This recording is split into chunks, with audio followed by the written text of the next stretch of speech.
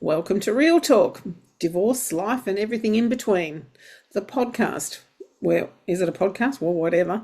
Where we we are honest and we're messy, we're meaningful, and sometimes downright maddening with parts of life after divorce. I'm Lorene Roberts, a holistic counsellor and root cause therapist, and someone who's walked through the wreckage of a toxic relationship and lived to tell the tale. Then I'm talking to Richard Morden, a divorce coach and emotional resilience practitioner. After losing his wife a decade ago, he's rebuilt his life from scratch. So he's made it a mission to help others navigate the hardest transition life can throw you. And together we'll bring different perspectives about the same mission, to talk about the stuff no one warns you about, especially when it comes to relationships, self-worth, and starting over, especially once you're over 50. Today we're going to dive into the fallout of what happens after a narcissist is gone. So, but they still manage to linger in our own minds and thoughts. The emotional crash, the loss of dignity, the financial chaos, and the terrifying question, who am I now? So let's unpack it, name it, and most importantly, let's talk about how to deal with the storm, the fallout after a narcissistic relationship and what happens when it ends, and how to rebuild what's been broken. So last time we unpacked how narcissist abuse works and the cycle and manipulation and the confusion, but what happens after it's over? That's what we're going to dive in today, because the end of the relationship isn't the end of the damage. In fact, sometimes it's only the beginning. The fallout from narcissistic abuse can hit every part of your life, your self-worth, your future relationships, your finances, your nervous system, and even your physical health. Excuse me, while I'm dying here. And it's just about moving on. It's about putting the first pieces of yourself back together. So in this episode, we're going to talk about the consequences, the real ones, that people rarely speak about, and most importantly, we'll offer ways to begin to heal again in each area. So the emotional fallout. So, Richard, what's your experience of emotional fallout? Well, again, just moving out of the relationship for many is just the beginning of the untanglement, right? Because you think you've escaped, and yet there's so many threads attached because they are relentless in their pursuit of your destruction, to destabilize, to cast doubt upon all your friends, to isolate you. And you think that they're ever going to stop? No, because there is no sense of compassion on their side. There is no sense of any type of value to think they've done enough. They will always, as long as you're drawing a breath, most of them will continue on their journey to unseat you, to destabilize, to disrupt your friends, and especially turn your own children against you. And, so be prepared for that, because what's going to happen is you're going to be completely isolated, and I think Emotionally numb, you're going to be empty, and you're constantly going to be on edge. You're also going to miss them. There's a part of you that really misses them, which is really hard to understand, but it really is the truth. And despite everything they've done, you're going to be absolutely going, oh, if only they'd come back, because I miss them. You could suffer with PTSD, anxiety, depression, guilt, and blame yourself for a lot of the stuff that happened. Well, the missing part is because the unconscious will always go to what's familiar. Yeah. And even the missing part is missing an abusive relationship because it's familiar. Pain is familiar. Addiction is familiar. Yes. Going through abuse is familiar and your system Addiction. craves Yeah. familiarity. Yeah. So understand that you're not crazy. You're not crazy for that. It's part of the, your nervous system, part of your unconscious drawn in. So recognizing that it's, you're going back into danger again. But again, it's just the unconscious. When we can interrupt those with the work we do, so you're not being, not confused, realizing what is causing it. And then how to interrupt that pattern so you can really start to step away from that pull of that mix of feelings that you have inside. Yes, definitely. Yeah. So you also need to validate yourself that you've actually been through trauma. So you need to recognize that this is trauma and you've been through trauma. And that's where we were talking before, grounding techniques, how fantastic they are to regulate our nervous system and get us back on track when something happens and when we actually get to a stage where we're falling apart. You made a comment, I think for many people, and I've talked to quite a few too, that people did not even realize they're in a narcissistic relationship. Yep. They did not realize they're being abused. It became so normal because this starts often early on and it grows into your relationship, and maybe from a young age, and maybe you've been through several partners and each one's been a narcissist. And it takes an outside voice to say something, and maybe that's a trusted voice. And you have to, like you said, it was your daughter at one point, but for some people, their friends telling them, they go, no, they can't, because they just don't know. Yeah, yeah. And it's a common thread. They don't realize they're being abused. Yep. And validating that you've been through trauma well, you can't validate it until you identify it. And then you've got to, okay, you identify it, then you've got to accept it before you can actually validate that, yep, really accept that this was traumatic and I've been through something that I should never have gone through. So yes, it can be one of the hardest things to actually do. And you're right, yeah. If my daughter hadn't have told me, I was never going to recognise it. Because I'd also been told that I don't hit you, so you should be really lucky. So I was thinking that I needed to be really grateful that I wasn't being belted. And I used to say to him, but if you belted me, I wouldn't be here. So that's not even a discussion. Oh, yes, but you are so lucky the way that I treat you. Yeah. Oh, you're told that you're lucky. Oh, okay. Well, and it's how they mix voice tones, tensions in there, and sometimes they start off with something being really nice, then they'll pull you into something kind of a negative spiral, and then they'll finish it with being really nice. Or like some people say, they'll start off a discussion of being praisal, and then they go into all the areas they're disappointed in you. So you think again, there must be something wrong because here's so much good, but I need to work on these areas because I'm believing everything this person says. And again, they constantly cast doubt into you, right, or at you, so you start to doubt everything about yourself. And then again, they're so strong at creating their beliefs, their affirmations into you, that thinking, oh, I need to do more of this. I need to do what he's saying because I'm not doing these things right. I need to be better. I need to listen more. I need to be more attentive, or whatever they're saying in the manipulation, right? So it's just, again, the unseating is there, the doubt is there, and they cast in or insert, their opinion of you. But we take it as a belief. Once you've seen it, you can't unsee it.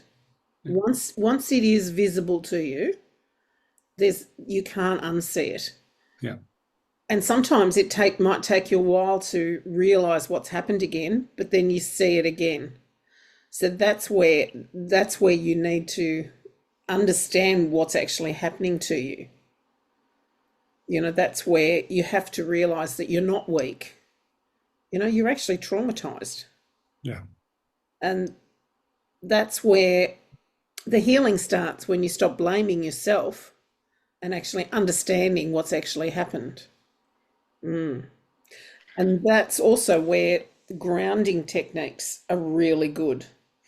So what I do with clients is I get them to actually just breathe into their heart, put their hands on their heart and breathe into their heart, slow breaths into their heart, and let them get back into their body, because a lot of them have absolutely left their body. And it took me a long time to be able to get back into my body and actually feel safe within myself, because I didn't feel safe in me because I'd never been able to protect myself. So grounding techniques, what grounding techniques do you use with clients? Similar in a sense. give people the finger tapping because it's nice and simple. You know, we have the other EFT, but if they just learn to do finger tapping like that, again, simple technique, they can remember that. You know, they may just, and we naturally kind of do this with our hand. We naturally kind of grab them, but if you just do that for one, another one is actually a head and head, you know, sometimes laying back on the couch like that and just putting your head back and breathing. And just, you know, you don't have to say too much at this point, just breathe, and this helps regulate as well. Another one is hand on heart, hand on belly. And again, deep breath. Yep. You know, so that Yep. that starts to sort of regulate our system, you know. So it's just breathe and without going into any language or anything else, right? Just allowing yourself to just take in your breath and sort of not have to let any thoughts go. Yes. Yeah. Yeah. And another thing that often, you know, when you're out of this relationship, you actually realize that you've lost your own identity and you don't know who you are. And you're used to walking on eggshells and shrinking yourself because you're too scared to be seen because you could get picked on. So you feel like the shell of the person that you used to be. So, yeah, reconnecting to yourself is really, really difficult. So how do you walk through clients reconnecting with themselves? Well, again, we have a visualization process too, like even a picture where you're sitting with your back against a tree, there's a stream, your feet are crossed, you know, and you're just kind of relaxed. And some people have like maybe holding a stone in their lap a bit, just feeling nature. So especially against a tree, right? Trees are just have tremendous grounding and just that sense of connecting. And if there's, you know, if you can visualize yourself near a stream and you feel the breeze, and I think we've all got memories of that. And sometimes the smells, tremendous nature smells, and some small animals. So all of those sort of attract your senses, you know, and they're all, and what they all are is they're all safe. Mm. You know, trees are safe. The stream is safe. Being present, being in the moment, and actually breathing in and being in the moment, connecting to nature. Yeah. And yeah, and I also find that meditation, I always tell everyone, you know, meditation, and if they can't meditate, then go on to breath work. Breath work is another amazing one. Yeah. Just to bring yourself back into your body, bring yourself back into the now, and actually just feel yourself. My big thing is actually journaling. I journal a lot. I do, I have the intention, I'll put it that way, of journaling each day. Yeah. Yeah. And I'm not writing about, you know, what I need to do and what I've done. I'm journaling about from the soul and asking my soul questions. So I'm doing deep work journaling questions like, you know, who was I before? Who do I want to be now? What do I need to do to be the person I want to be? It's really deep questions that I ask myself, and sometimes you can keep asking yourself that same question every day for a week, and it doesn't matter. It's amazing what comes out as well. I would agree with journaling because, like you said, it gives you some identification. It gives you a bit of a map when you really have a time to take the time to write things on paper and put your thoughts down again for that. And this is for your eyes only. Yeah, You know, absolutely. your recognition, your sort of your curiosity or your doubt or whatever's going on. Sometimes, again, when writing is a very, very, very magical process. When we write, Mm, it's like we open ourselves up to more. mm. And so many people will write things down and look at it later and say, I had no idea I wrote that down. And use a pen and paper. Yes. You know, Yeah. don't write on the keyboard. That doesn't work. It actually Correct. needs to be handwritten. And I don't Yeah. know, there is a brain connection, hand connection there. And why that's more important than just typing, but it actually works. It really does. Yeah. I love journaling. And I have special books that I just journal in. So I'll go out and I'll buy myself a really nice book. So Mm. it's not an exercise book. Um, so my journaling is because it's a special thing for me because it is about me, and it is about Right. getting me through what I need to do, you know. So yeah, who am I as a person? It will give you some really good things. Yeah, really, really good. There's a term comes in there, reflective. Yes. It, it, it's a beautiful term because, again, sometimes when we really sit down and our intent is to write, we become reflective in our thoughts and maybe not so angst or twisted sometimes. We get to actually analyze our thoughts a little bit, analyze our emotions. And a lot of this too is connecting to your emotions because we've been taught to ignore them. We've been taught to push them down. But when you become reflective, and sometimes even not alone, but helps relieve some of the tension in the thoughts when you start to observe them Mm, and actually maybe feel the visceral pain of them, because that recognition in your truth. I always talk about the EFT. We must be in our truth in a sense, even in our own discomfort. Not an affirmation. yeah. True in our sense of how we truly feel, like you're feeling dark, Yes. heavy, sad, angry, frustrated, bitter, disappointed. All those become terms, but in their expression allows a little bit of the tension to start to dissolve, because when we recognize again, the system starts to let go. Yeah. Yep. Once you've seen something, you can't unsee it. Right. Once you've seen it, you can then deal with it. Yeah. And if you don't deal with it, then you just bury it and it just gets stored away in your body somewhere and will come out as disease some time later. Yes. Yes. I agree. Yeah. Yeah. So also when you've been through this sort of a relationship, you need to divorce yourself from anybody who's slightly narcissistic and surround yourself with people who aren't draining your energy, who are supportive of you as well. And that can be really hard because it can do a lot of damage to relationships as such. You might have lost friends, your family, and your support networks because they've gone off with the other person because they've convinced them that there's something wrong with you. So I know, when from my divorce, my biggest loss was actually my best friend. I lost my best friend. And that was the biggest heartbreak for me. So of all the things that I lost, she was the one that really affected me the most. Mm. And you're correct. There's going to be some, ongoing heartache Yeah. and ongoing disappointment and things who you thought you were, who you thought your friends were, and the bonds are going to be such a disruptive pattern. So again, the grounding, the nervous regulations is really important, where you're not so caught up in this disillusionment of everything you thought was real is not real, in the Yeah. sense of the connection, the support, and it's all gone.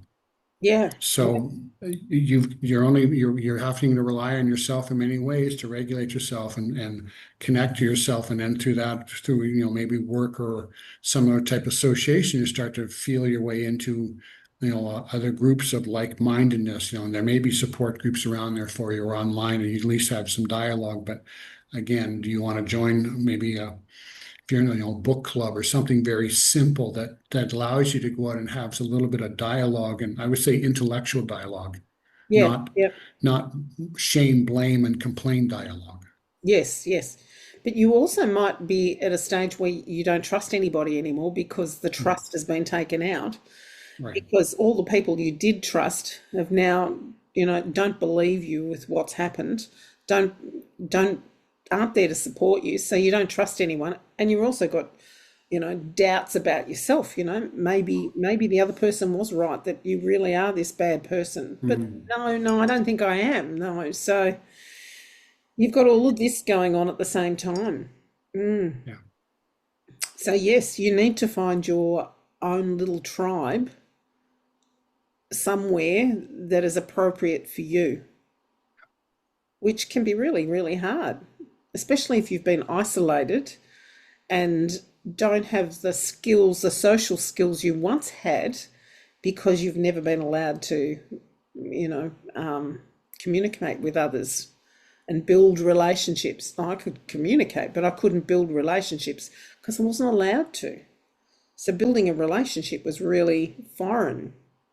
I knew that I couldn't ask anyone over to the house because I would absolutely, cop it later. So learning to build those relationships and actually, would you like to go out for coffee to someone you've just met? Would you like to meet up again? Is a really foreign thing. So you've got to relearn a lot of the skills you learnt as kids, which can be really hard. And a word of advice, these new friends are not your dumping ground.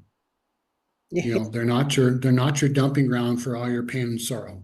Sorry, but I mean that's for other people that have a better ear. If you're making a new friend, find topics of interest that you can dialogue about, light things that at least you can build a little connection. But again, these are not dumping ground people. Don't pour your garbage onto them to vent. They're not there to hear you vent. They're not there. They're not your therapist. They're just there to listen, and for you to have a chance to build new conversational skills. And that's something that you do need. You do need a therapist. You do need a dumping ground somewhere. Mhm. So you need to find that person that will be the person who will also correct you and pick you up when you say, I'm a shit person and I'm, really pathetic. We'll say, hold on. Where are you coming from that? And pull Yeah. you up as well.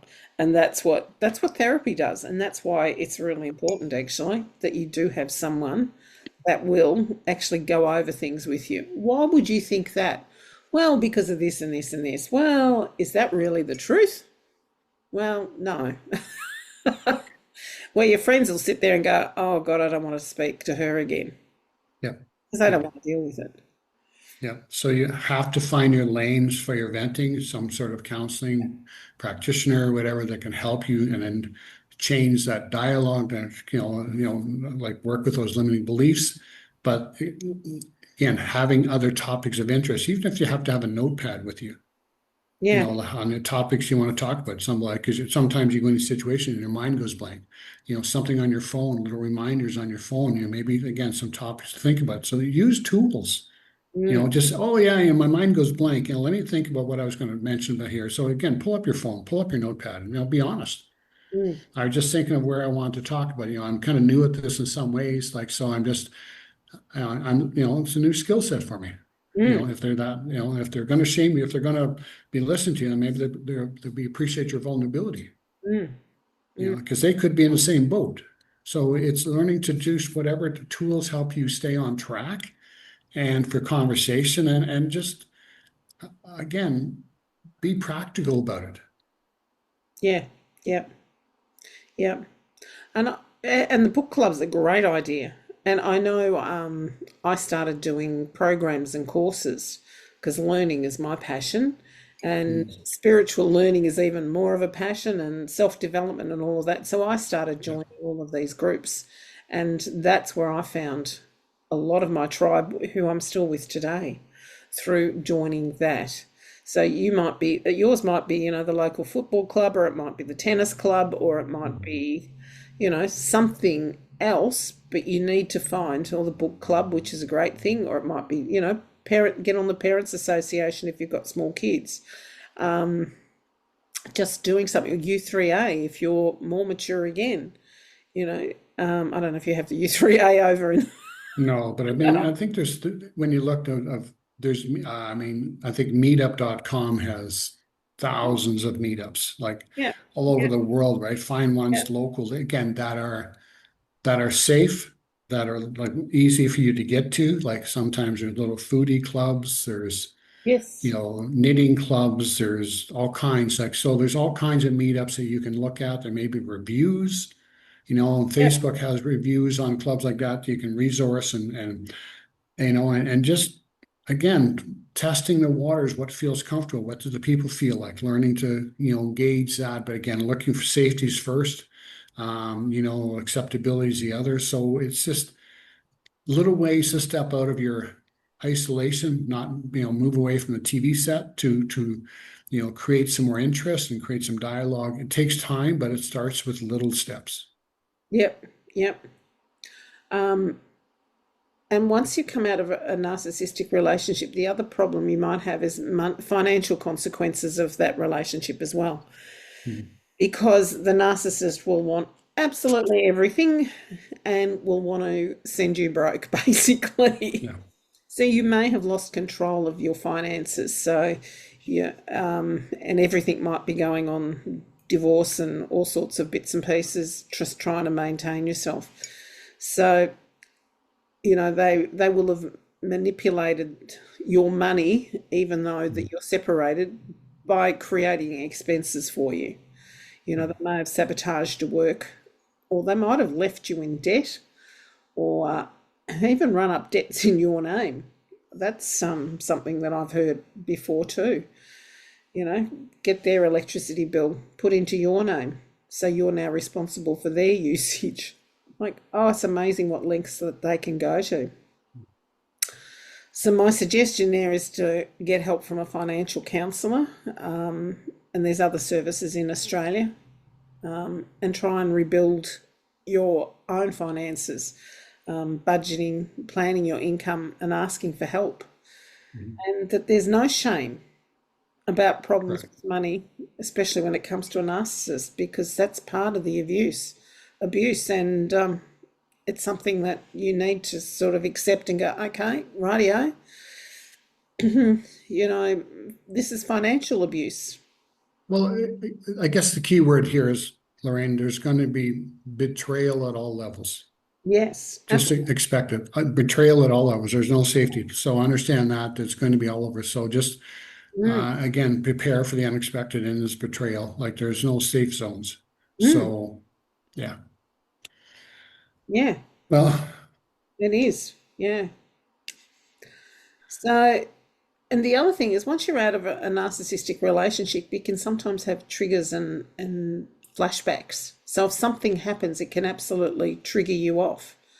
And yeah, I remember being triggered. I was at an event and being really triggered by martial arts. It was a conversation, and I just couldn't get myself out of it. It took me ages to be able, and I went for a walk and all sorts of bits and pieces because I was so triggered. It was just, yeah, it was amazing. And I look back now and go, wow, haven't I grown so much?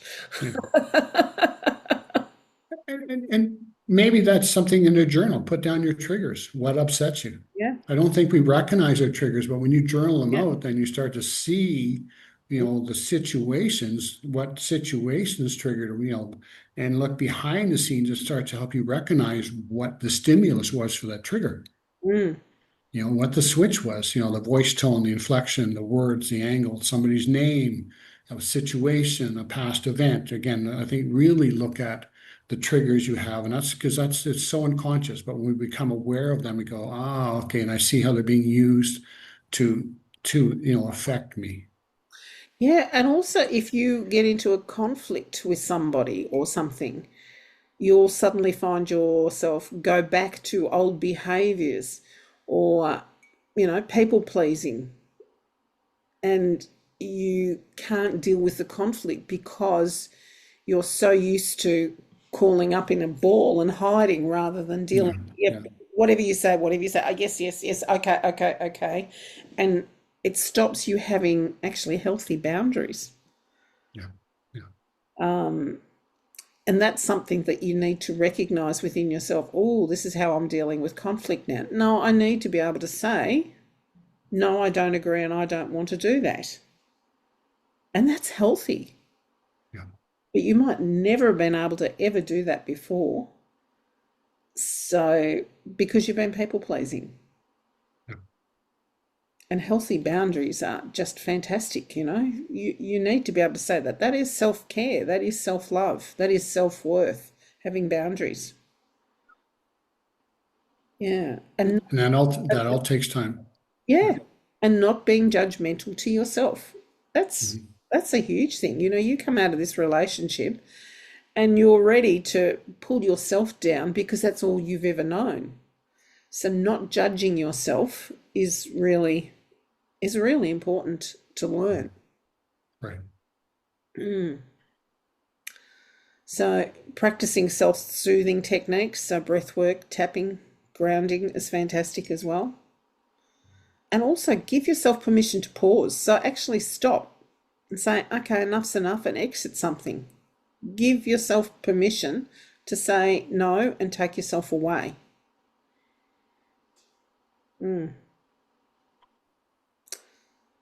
I think we've covered this topic.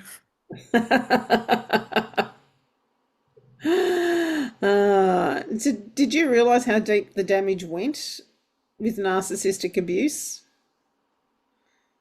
Did I you? think the more I read on it, like I said, the more I see, and I've been doing some reading, it's so tremendously impactful in people's lives and so disruptive that I suspect that a lot of people never recover from it, unless they get the help, unless they seek the proper channels to, and really, I choose the word carefully, take ownership for it, that this has happened to me. How do I how do I move forward so I can take care of me? Yeah. Yep. Yeah. Yeah. Yes, that's very truth. Yeah. Yeah. So do you think other people actually understand, if you've never been in a narcissistic relationship, do you think that people truly understand the depth of what it's like to leave a narcissist? Not so much outside unless they've done research or you've had experiences with somebody who has been in the relationships like that. Because for a casual observer, I think it's very hard to understand the depth. It's like somebody said, if somebody's had, and I've seen it, had a wonderful marriage for 50 years, and I've seen those 50 some years, they don't know what a bad marriage is. Some people are very fortunate partners and they have a tremendously intriguing and interesting relationship, and they just, in their inner circle, it's been so positive. When somebody else is talking about other bad, they just like, I didn't know those things happened. Mm. So but it's becoming more apparent, I think, the way people are seeing the media, how so many people are in the media, so many people in politics are this sort of type of personality, right? And they're starting to see that the behavior display and the attention seeking around it. So I think it's becoming more obvious. And again, it's so easy to search. You can do a search in 20 seconds and have some information pop up that's quite alarming. Yeah. Yeah. But I do think it's really hard. People don't see the depth of how far this person can go, Mhm. especially once you get into the legal ramifications of everything. Often it's not actually about even winning the case, it's actually about destroying you. Mhm. Yeah. And I don't think people don't see that it's actually not about winning, it is about destroying you. And they don't understand why someone would want to destroy another person. Yeah. Yeah. It's not logical to the rest of us why this person would behave that way. We've always been told to believe the good in people, always look for the good, but unfortunately, there's some very twisted and deeply dark people out there that have no boundaries in which they will do to destroy your life. Mm. What's the biggest thing that surprised you about actually healing after narcissistic abuse? Again, it's ongoing. Like I said, it's like any journey of self-care, improvement. It's an ongoing path that, I always say, as far as my own self-development, it'll never stop. So I think in relationship, there's always nuances show up, and you always be aware of the journey. And sometimes, like anything, just I think it makes you grateful when you do move into the higher frequencies and recognize the difference of who you are. I think that's a big thing because we don't ever want to take ourselves for granted.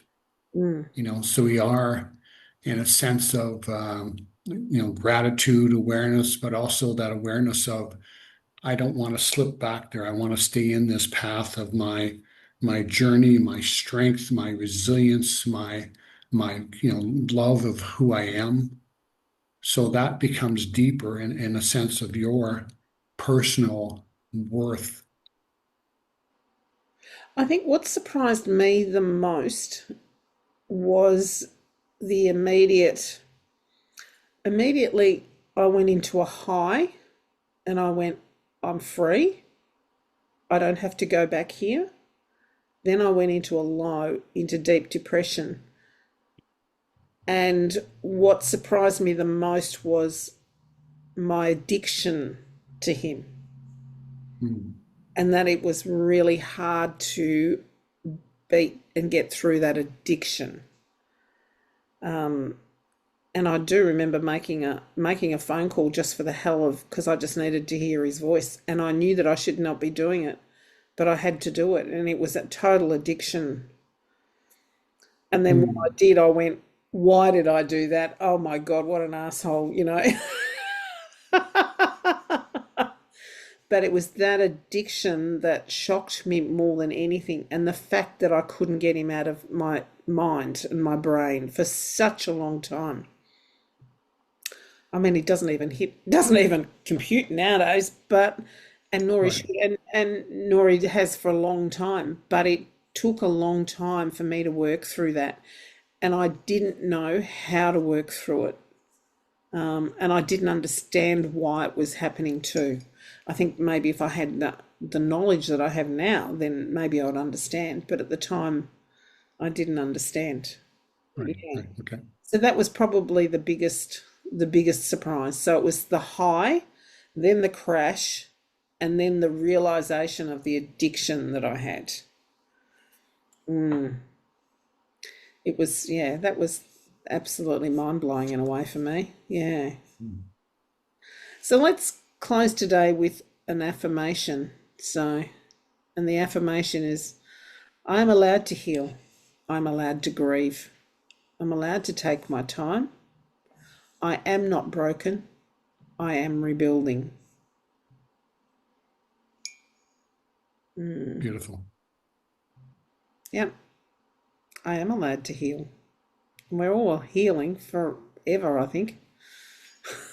I'm allowed to grieve. Yes. There is so much to grieve. I'm allowed to grieve. And I'm allowed to take my time, as much time as I want. I am not broken. Definitely not. I am rebuilding. Thank you for our conversation today, Richard.